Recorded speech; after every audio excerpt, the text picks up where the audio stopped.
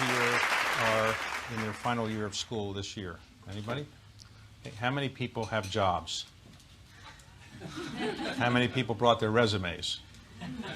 Okay. How many people wish they listened to their mother and gone to medical school? Anybody? Anybody? Okay. Okay. The reason I was invited to speak today is two reasons. One, to show you that there are business people in Washington, D.C. I think I'm the only business person here. Everybody else is running the country or helping to make the world a better place. I'd like to think business people do that to some extent, but there aren't as many business people here as the people you're going to see. And secondly, I am the least prominent person you're going to see in this program. Everybody else here has done things much more than I have. And the reason I think they asked me to speak is because my record of getting to where I am is a lesson in persistence a bit. And it shows you that no matter what you do in life, you're probably going to have some failures, and so don't give up. And let me explain what I mean. I was interested not in being a business person. My goal in life was to really work at the White House, be a policy advisor, work in politics, and practice law. And I tried all those three things, and let me describe what happened. When I started practicing law, after a few years in New York, I went to my partners that I was practicing with. I was a young associate. I went to the partners and said, I'm thinking of doing something else. Do you have any ideas? And they said, well, just let us know when you're going to leave. Nobody seemed to care that I was thinking of leaving. When I told all my clients I was thinking of leaving, none of them seemed to care. So I got the sense that maybe I wasn't a great lawyer. And in truth, nobody cared. When I left the firm, nobody really mattered. Nobody cared. So I got the sense that maybe my ambition to be a great lawyer wasn't really there and didn't deserve to be there. And then I decided I'd get into politics. So I joined a campaign of a man running for President of the United States in 1976. His name was Birch Bayh. And I was convinced he'd be President of the United States. He dropped out after about a month after I joined the campaign. So I realized that maybe my skill set wasn't so wonderful. So then I said, I'll try this one more time. I got a call, and you'll get these calls yourself out of the blue sometimes. Serendipity is a big factor in life. A call from somebody I never knew who said he'd heard about me and would I want to go work for another presidential campaign. I rolled my eyes and said, well, the first one only lasted a month after I was in it. I'll try. And this person was Jimmy Carter. And so I went to work down in Atlanta for Jimmy Carter, and he did win, as you all know. But when I joined, he was 33 points ahead of Gerald Ford. When the campaign was over, after my work, he only won by 1 point. So Carter always wondered, what was it that I did that deserved a job in the government? And I wasn't sure. I realized that in politics, probably I wasn't very good. I hurt 2 campaigns. But if you want to get a job in the White House, and many of you, if you have a chance to do so, should do so, it's very intoxicating. If you're a young person, I was 3 years out of law school. I got a job because I worked in the campaign. White House staffs are not often filled on merit. Many other things in our country are filled on merit. White House staffs may not be completely. Working in the campaign helps. And so if you hang around long enough, you might get a job in a White House staff if you work in a campaign. So I got a job as the Deputy Domestic Policy Advisor to the President of the United States 3 years out of law school, a job I wasn't qualified for, clearly. He wasn't qualified, President Carter, for his job either, so I didn't feel out of place. In fact, nobody was qualified in that White House staff. My job was to fight inflation, and you're too young to remember this, but I got it to 19%. Very difficult to get inflation 19%. There was a rumor, though, that I was going to be appointed the senior domestic policy advisor if Carter was reelected, and Carter's view is that he lost his election based on that rumor. I don't know if that's true, but I did find that what Harry Truman once said is true. If you want a friend in Washington, buy a dog. Because all the people came to tell me how great I was when I was in the White House in the West Wing. I'm running around telling the president what to do. He's asking me my views. Not one person called me back after I called them the day after we lost the election. After we lost the election, I called them and looking for a job, and none of these people told me how great I was. All of a sudden, wanted to call me back. So remember, in Washington, it can be very cruel. So I went out and practiced law again. And once again, after a couple years, I went to my partners and said, I'm thinking of leaving. What do you think? And they said, please don't worry about leaving. Anytime you want to leave is fine. The same was true of my clients. So with not knowing how complicated it would be, I set up a firm in Washington called Carlyle. Some of you may have heard of it now. And it's a large private equity firm. And it took off because I didn't follow conventional wisdom. When you follow conventional wisdom, you almost certainly won't succeed. In Washington, it is often said that the conventional wisdom in Washington is almost always wrong, and it almost always is. Remember, people said the health care bill was dead. Well, now the health care bill, more or less, is going to be law. In Washington, it was said you can't build a private equity firm. You have to be in New York. But my theory was that if you take advantage of the situations you find yourself in, you can do almost anything you want. There was a famous minority leader of the Senate named Edward Dirksen, who was involved when the Civil Rights Act of 1964 was passed. And he famously said that if you're getting kicked out of town, get out in front and pretend you're leading a parade. Now, what did he mean? He meant take advantage of the situations you find yourself in. So in Washington, D.C., when I wanted to set up a private equity firm, people in New York would laugh because they say, how can you do this in Washington? I said, well, we understand companies that are affected by the U.S. government better than anybody else. Aerospace, defense companies, telecommunications companies, other companies that are heavily affected by government. We understand them better than people in New York.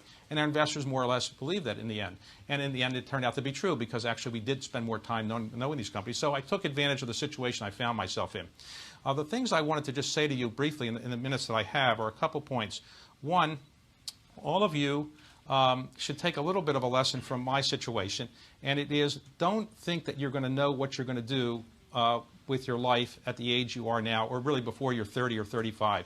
You should do as many different things as you can because you aren't going to know exactly what's going to work. In my case, I failed at practicing law. I wasn't good at it. I was terrible at politics, and I wasn't very good in government, as you can see.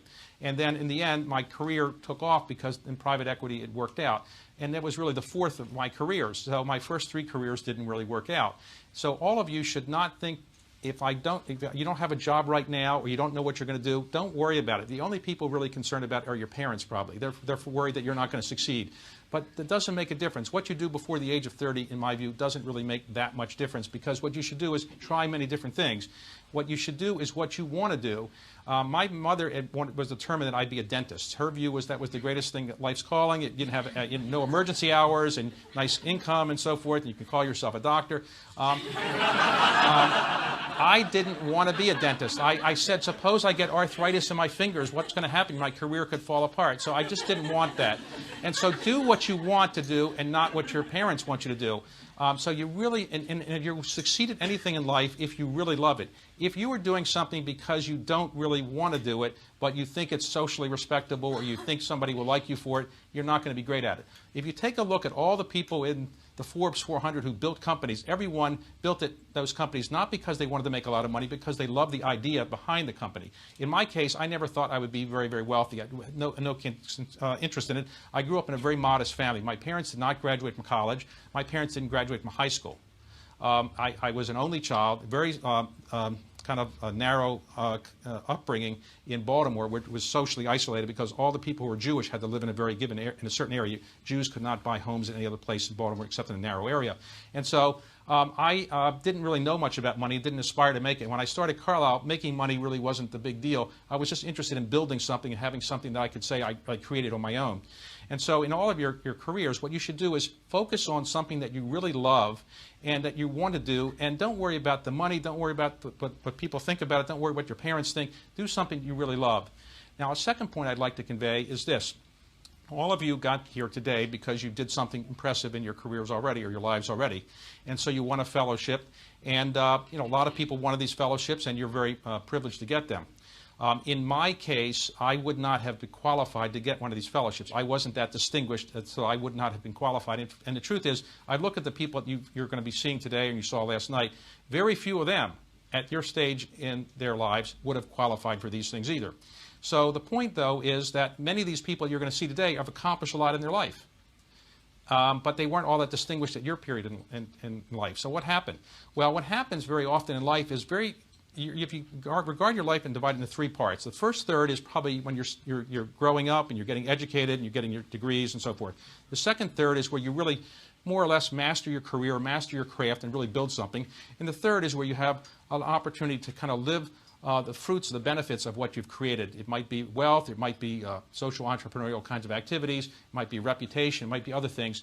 But if you look at the first third of your life, all of you are winners in the first third of your life. Maybe some of you have overcome some difficulties, but you've won this award and you've been recognized for what you've done. But very often, the people who win the first third of the life don't win the second third and third of life. Most of the people that you're going to see today did not win the first third of their lives. they would not have been qualified for the award that you're getting and you've already received. And the reason for that is that very often, if you get these great awards as a young person, you can coast on your laurels. You can just rest the rest of your life and say, well, I got into Harvard, I went to Harvard Business School, I went to Kennedy School, I went to NYU, I won a Reynolds Fellowship, and all of a sudden you can coast. And the energy and the drive that took it for you to get these awards, you kind of lose it.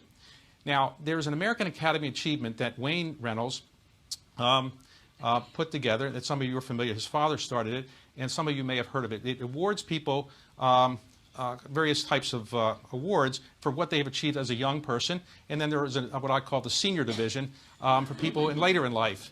Well, of the 1,000 or so people over the years who have been awarded a membership in this academy, only about maybe less than 10 have actually won the junior division and then gone to the senior division. In other words, very few people in the early stage of their life, the first third, have done such a wonderful job that they continued that and they won the recognition that would get them into the senior division, or what I'll call the American Academy Achievement, and that's no different than many other things. Many of the people that you might read about in other distinguished areas of life, and many of the people you're going to see today, are not people who won the first third of their lives. So you have a burden, having won the first third of your lives. The burden is to fulfill the ambition and the expectations that people have for you. It'd be very easy for you the rest of your life to just say, well, I won all these fellowships, I went to Harvard, I went to NYU, I did other things, and just coast on that. And I'm saying life won't be terrible if you do that, but you'll enjoy life much more if you actually work as hard the second third of your life and the third third of your life as you did in the first third.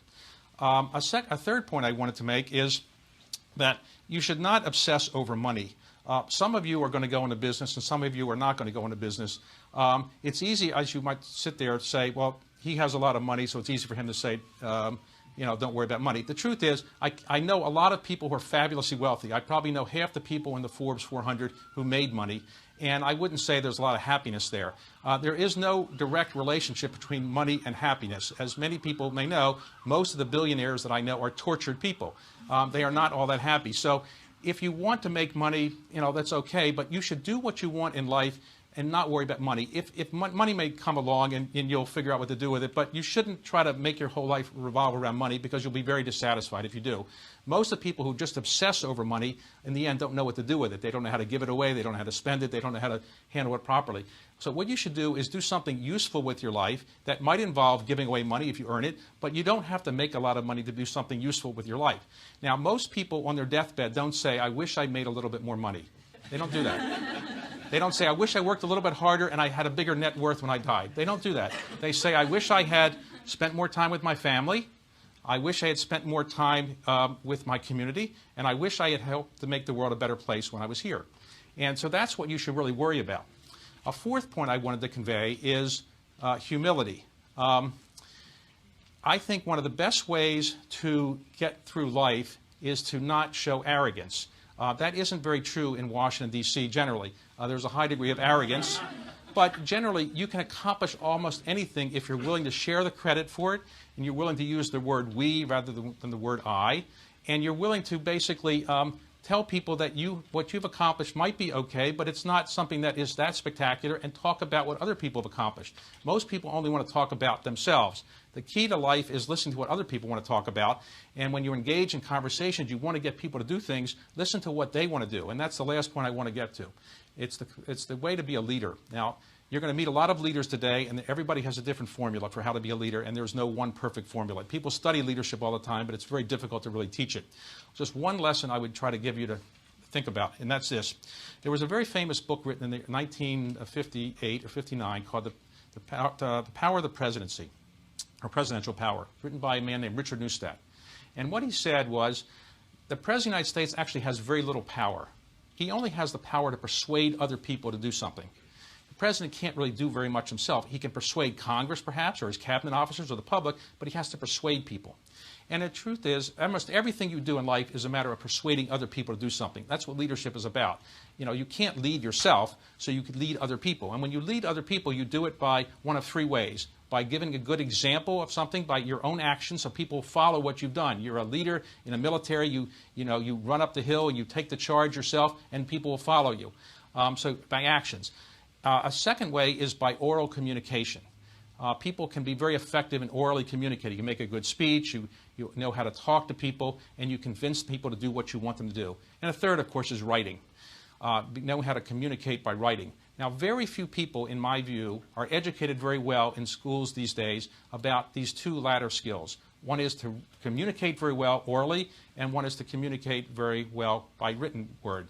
And I think all of you, if you want to be leaders and you want to persuade people to follow you, perfect your skills in speaking and perfect your skills in writing, because that will enable you to really transform the world. Because once you can convince people to follow what you say and what you write about, people will follow you, and you'll be able to accomplish whatever you want in business or in social entrepreneurial type activities or whatever it is in life. So let me conclude there by saying I'm very privileged to be here. I wish I had been talented enough at my age to be one of you. I wasn't. But if you want to be one of the senior people speaking to a future group of you, don't give up and keep working as hard as you did to get to where you are today. Keep working the second third of your life as hard as you did in the first third of your life. Thank you very much.